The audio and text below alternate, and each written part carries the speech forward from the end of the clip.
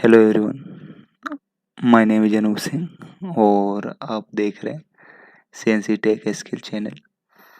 Friends, आज हम लोग ड्रिलिंग से रिलेटेड कुछ क्वेश्चन एंड आंसर सॉल्व करेंगे, जो कि बहुत दिक्कत आता है। कभी हम ड्रिलिंग का आरपीएम फीड सही से सेलेक्ट नहीं कर पाते हैं, तो उसी के ऊपर आज मेरा टॉपिक है कि आरपीएम कैसे डिसाइड किया जाए, फीड कैसे डिसाइड किया जाए कि कितना चलाना है।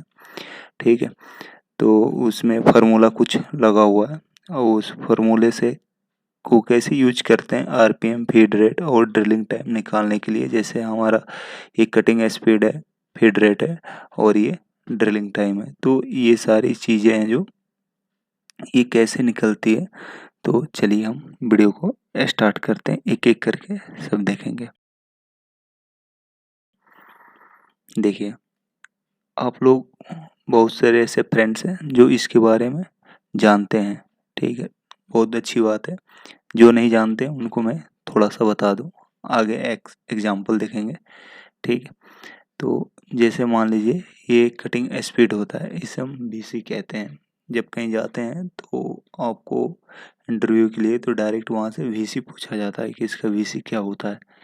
जैसे हम कोई भी ड्रिल होता है, एचएचएस हो या करवाइट हो, तो उसमें उसकी डायरेक्ट क्या होता है कि वीसी क्या होती है। वीसी मतलब कटिंग स्पीड। हम इस जो भी ये ड्रिल है, इसको कितने स्पीड से हम चला सकते हैं।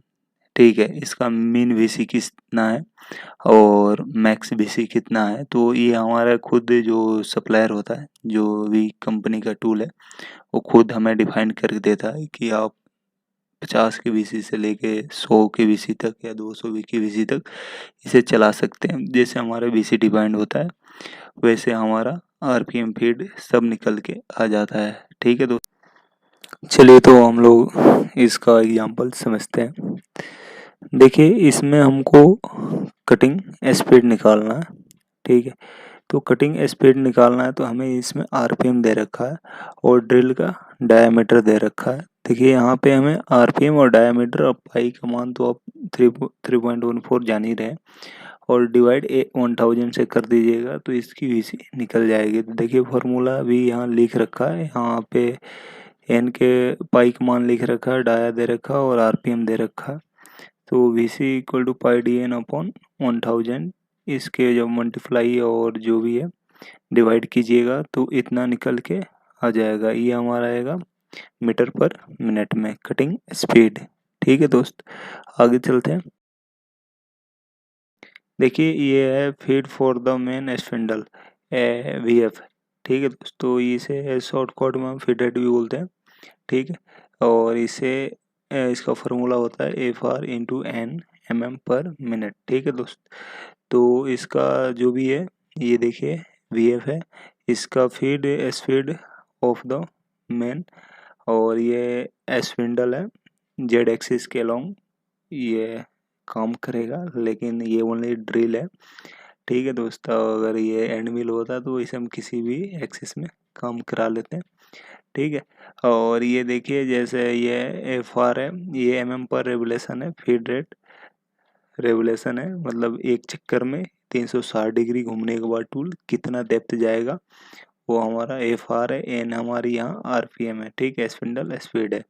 तो चलिए हम देखते हैं एक एग्जाम्पल आपको इसमें वीएफ निकालना है, और ये कह रहा है रेवुलेशन आपको 0.2 mm पर रेवुलेशन दे रखा है और स्पिंडल स्पीड दे रखा है। ठीक है दोस्त, तो इसकी जो फार्मूला है, तो हमें ये रेगुलेशन हमें दे रखा है और आरपीएम भी दे रखा है। देखो दोस्तों, ये जो रेगुलेशन डिफाइंड होता है, रेगुलेशन कैसे हम डिफाइंड करते हैं कि हमें कितनी देनी है। अब ये हमारी मटेरियल के अकॉर्डिंग होगा दोस्त।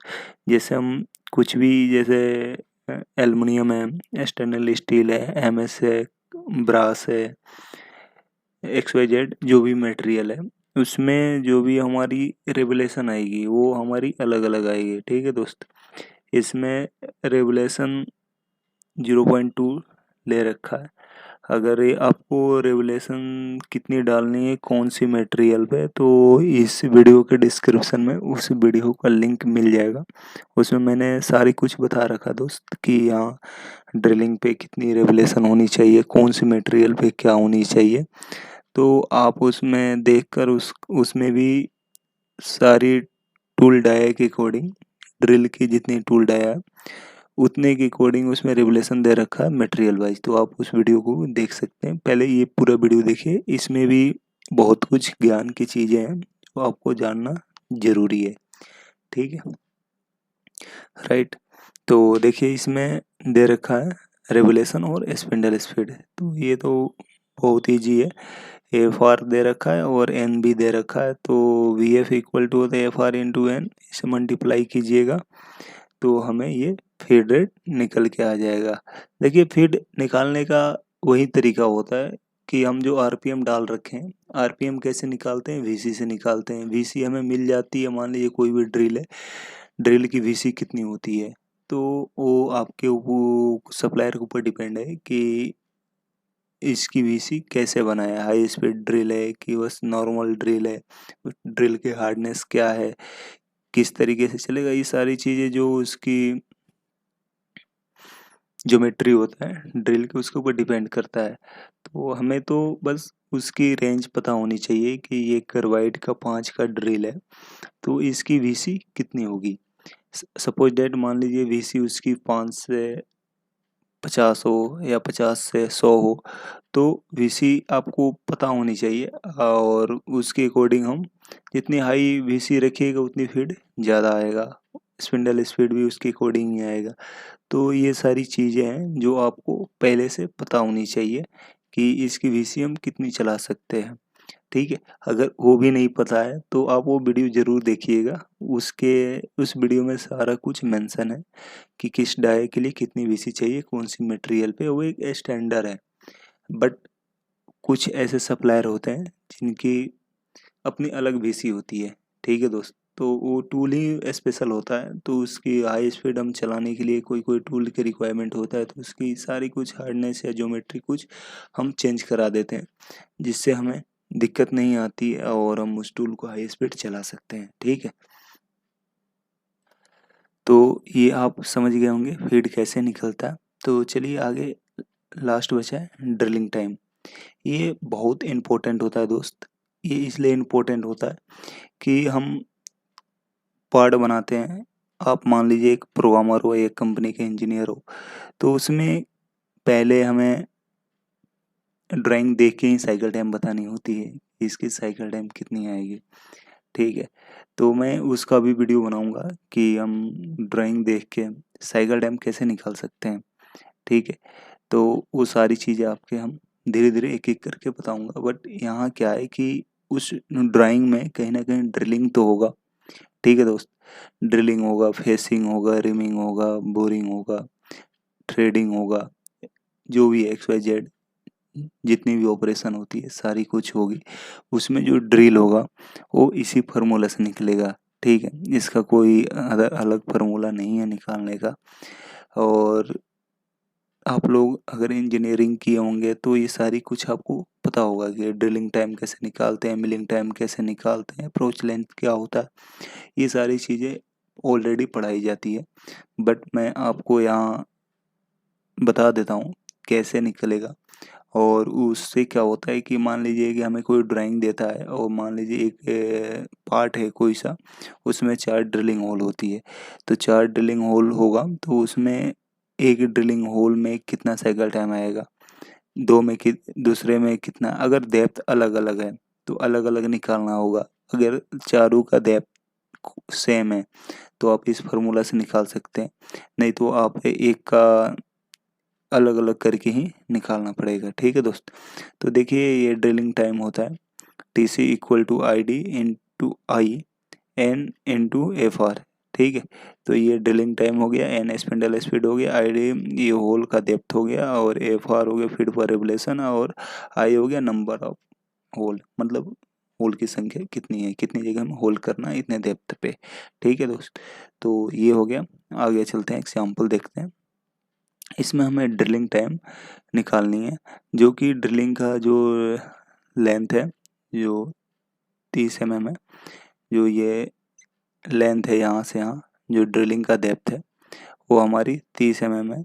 और ये हमारे देखिए अलॉय स्टील है, जो कि ये मटेरियल का वो दे रखा है, स्ट्रक्चर दे रखा है। और ये हमारी कटिंग स्पीड है, जिसे VC बोलते हैं, ठीक है। और ये हमारी फीड दे रखा है रेगुलेशन में, ठीक है। तो इस तरीके से हम इसकी टाइम निकालेंगे, लेकिन यहाँ पे RPM ना दे रखा है, ये इसमें RPM नहीं दे रखा, बट हमें यहाँ RPM की ज़रूरत है। तो RPM फिर कैसे हम निकालेंगे, ठीक है दोस्तों। RPM निकालने के लिए आपको पता होगा कि क्या होता है। N इक्वल टू होता है हमारा VC अपॉन 1000, मैं बोल देता हूँ, डिवाइड बाई पाई डी, मतलब टूल का डाया इनटू फाई, ठीक है। इसमें टूल का डाया भी मेंशन नहीं है, ठीक है, बट हमने 15 mm ले रखे हैं, ठीक है। तो चलिए देखिए, VC हमें कितना दे रखा है 50, और मल्टीप्लाई 1000 डिवाइड बाई टूल का डाया इनटू पाई, ये निकालिएगा तो हमारा ये क्या निकल जाएगा, RPM निकल जाएगा, ठीक है। अब देखिए, अब हम कटिंग वो ड्रिलिंग टाइम निकालते हैं।